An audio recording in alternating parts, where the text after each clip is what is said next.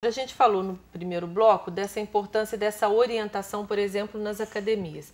Mas como que um profissional de educação física pode ajudar uma pessoa que está começando, querendo sair do sedentarismo? Bom, o passo de se iniciar uma atividade física passa por definir onde você está, qual estágio o seu corpo está.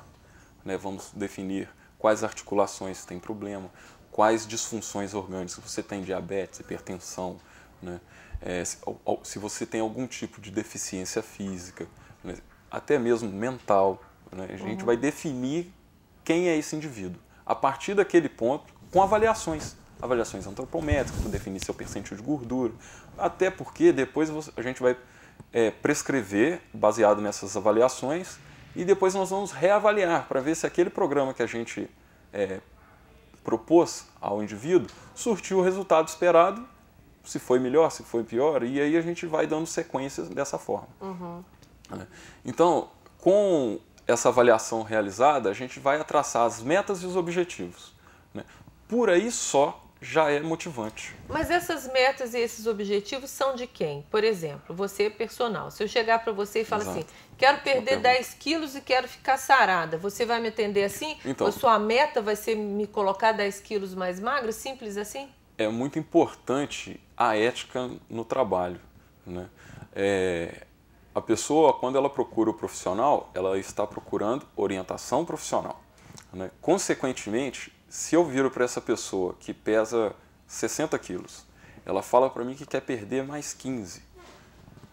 Isso não tem como, essa pessoa não vai ficar com 45 quilos, ninguém é saudável a não ser criança com esse peso. Adulto, sem chance. Então, a gente tem que ajudar a pessoa a traçar as metas dela. Ela tem as metas e os objetivos dela, óbvio. Nós iremos definir se são palpáveis ou não. E até mesmo avaliar se essa pessoa é capaz de ir até além do que ela está imaginando, que ela pode. O que na maioria das vezes acontece. Tomando cuidado sempre para que a gente não leve essa pessoa a níveis que diminuam a saúde dela, que levem a níveis de lesioná-la. Por exemplo, a pessoa ficar ultra malhada, ficar bombada mesmo, porque tem personagens que fazem isso, que ajudam a pessoa a ser quase um vigoréxico. Vigoréxico é a pessoa que malha demais, não é isso? A imagem vende. E nós vivemos em um mundo ocidental muito capitalista, no qual as pessoas se vendem em deteriorando a saúde. E para um personal, a imagem de um aluno sarado, magro, para ele é um cartaz muito interessante. Mas a gente tem que pensar no indivíduo e não no dinheiro que vai vir através daquele indivíduo. Pensar no indivíduo com saúde. Com saúde. Porque a pessoa que malha demais também lesiona. Exatamente.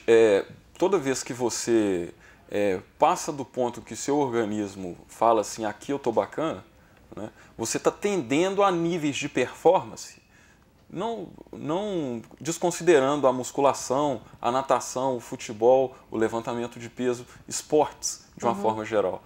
Porque uma pessoa que entra para a academia, existem atores e atrizes e modelos que passam 6 horas por dia dentro de uma academia, fazendo musculação, fazendo pilates, fazendo atividades indoor. Essas pessoas, elas são atletas. Elas têm um nível de treinamento de atleta. Atletas de algumas modalidades desportivas não treinam 6 horas por dia. Treinam até menos. Elas são atletas e elas vivem da imagem, consequentemente elas precisam de ter um desempenho maior. Que isso leve ao equilíbrio ou desequilíbrio vai depender do indivíduo. Na maioria das vezes, a pessoa se acomete de lesões por causa do excesso de treinamento. Falando em níveis de saúde, a performance, ela exige que você passe da linha do equilíbrio. Você vá acima, porque a atividade física faz o quê? Ela te gera estresse para que seu corpo se adapte. Só que esse estresse ele deve ser controlado de forma que seu corpo consiga se adaptar e se recuperar. Nós fazemos curvas de estímulos e de recuperação, de estímulos e de recuperação, de estímulos e de recuperação, nunca uma curva retilínea. Essa curva retilínea, o corpo ele não se recupera depois de um tempo. Ele entra no que a gente chama de overtraining, excesso de treinamento. Errado é quem acha que ir à academia 1 ou 2 vezes por semana e querer ter um corpo de uma pessoa que passa o dia inteiro na academia e vive da imagem. É o famoso peladeiro de final de semana, né?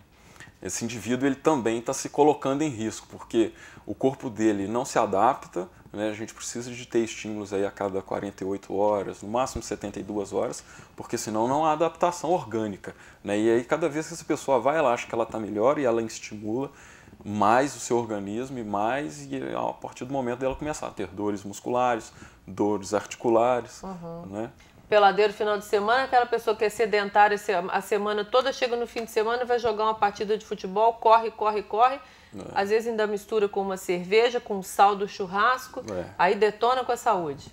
Ele está tendo momentos lúdicos de coisas que ele gosta de fazer, mas o corpo dele não está agradecendo isso não. E nem é para ele pensar que ele está praticando uma atividade física, né? Porque é uma atividade física que às vezes é pior, né? O estudo lá da Organização Mundial de Saúde fala isso, a gente falou no início do programa, 3 vezes por semana é o mínimo.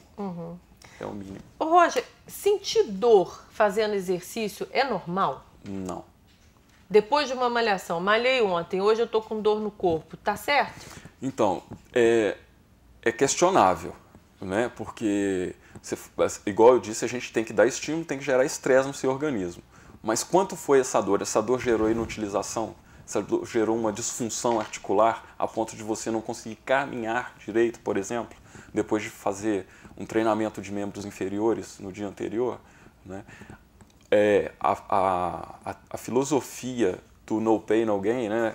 Sem dor não tem ganho, isso já caiu por terra, né? Hoje trabalhamos com ciência, a prescrição ela é muito mais detalhada diante de uma avaliação bem feita, né? Então a pessoa hoje ela ganha-se muito mais trabalhando-se sem esforço, né? A gente dá estímulos que o corpo dela responde e se recupere rapidamente. Damos outro estímulo, o corpo dela se recupera. E assim o corpo dela vai se adaptando com uma velocidade muito maior. Less pain, more gain. Menos esforço, mais ganho.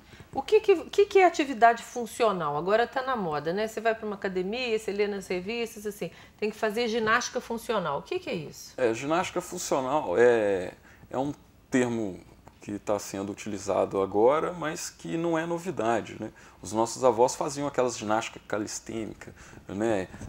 Ginásticas de solo, né? Onde se unem vários segmentos articulares, né? Então, se você falar em questão de supino, né? O supino por si só ele não é caracterizado como uma atividade funcional. Agora, se você colocar essa pessoa para fazer o supino deitado em cima de uma bola, onde tem os desequilíbrios, ele já começa a caminhar mais para o lado aquele exercício que a pessoa faz para peitoral, tríceps, né? Então a gente no treinamento funcional a gente busca simular situações do dia a dia, né? No qual você use essa situação no seu dia a dia, que tenha função, como por exemplo pegar um peso, né? Você põe a barra no solo, pega, levanta ela acima da cabeça, coloca no solo, né? Então você vai utilizar várias articulações do seu corpo em situações de desequilíbrio, que é o que você faz no seu dia a dia, simula situações do dia a dia no treinamento. Por exemplo, se equilibrar em cima de uma bola, pode parecer uma brincadeira, mas na verdade você está você está com certeza trabalhando o corpo. Trabalhando a musculatura do seu centro de gravidade, do equilíbrio, né? A gente fala muito em centro de gravidade, é um ponto imaginário que existe próximo ao nosso umbigo, né? Então os abdominais são músculos fundamentais para que você tenha a saúde da sua coluna, porque se os seus abdominais não funcionam, não estejam trabalhando com tônus desejado, né? Que eles estejam funcionais, né? A musculatura da paravertebral da coluna irá se sobrecarregar, consequentemente irão aparecer as lombalgias, né? E outras disfunções. Então exercício funcional é melhor que musculação? Como eu disse no começo do programa, não existe exercício melhor ou pior. Depende. Existem pessoas para determinados exercícios. Por que não juntar os dois? Fazer o exercício funcional dentro da musculação. entendeu? Você vai utilizar de criatividade e nisso daí o profissional da educação física vai poder te ajudar muito bem.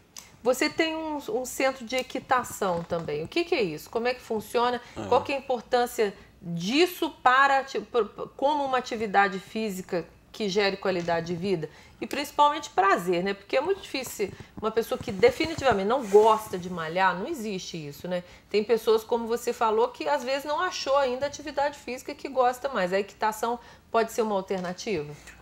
Há 440 a.C., Hipócrates de Lô, pai da medicina moderna, inclusive o juramento da medicina ainda é dele. É dele. E ele, nas suas percepções, nos seus estudos, ele identificou que o tratar a pessoa dos males físicos e mentais, né, ansiedade, depressão, físicos lá, fibromialgia, que hoje já se sabe associado a processos psíquicos, né? Ele tratava as pessoas com natação e equitação. Após ler o tratado, né, de natação e equitação dele, eu entendi que com essas duas atividades, uma com caráter mais neuromuscular, apesar de comprovado cientificamente de ter o caráter cardiorrespiratório, que é a equitação, né, e a natação também com um aeróbico, um cardiorrespiratório bastante, né, já comprovadíssimo, também com estimulação neuromuscular. Com essas duas atividades você consegue deixar o corpo da pessoa mais próximo do equilíbrio, com menores possibilidades de lesão. Né? Então, o homem, todo o equipamento de estimulação cinesiológica, né? Cinesiológica, tudo que se refere a movimento articular, e músculo e tendões, o aparelho que o homem desenvolveu, que maior estimulação é capaz de gerar, só na linha do centro de gravidade do abdômen, gera em torno de 600 contrações musculares por minuto. Né? O que? Andar a cavalo? Não, o que o homem criou, a máquina que o homem criou, são as plataformas de vibração. Sim. Sim. Essas máquinas, elas propiciam até 600 contrações musculares por minuto, com alguns estudos de eletromiografia. Essas que estão nas academias. Exatamente. Né? E existe uma máquina que Deus criou e que ainda não foi muito bem entendida, que é o cavalo, que ela propicia 3.500 contrações musculares por minuto a passo. Fora o trote e o galope, que são outros andamentos e capacidades que o cavalo tem de nos fornecer. Entendido isso, eu comecei a estudar e participar de cursos e vi que essa seria uma excelente opção para as pessoas desenvolverem saúde, né? Trazer a busca pelo equilíbrio. Né? O cavalo, a passo, ele propicia 3.500 contrações, a máquina do homem, 600. Então eu falei, não, eu acho que isso é uma coisa bacana da gente buscar desenvolver. Sem falar que você vai fazer isso numa atividade ao ar livre, né, em situações de controle e equilíbrio. Né? Não é qualquer animal que serve para isso.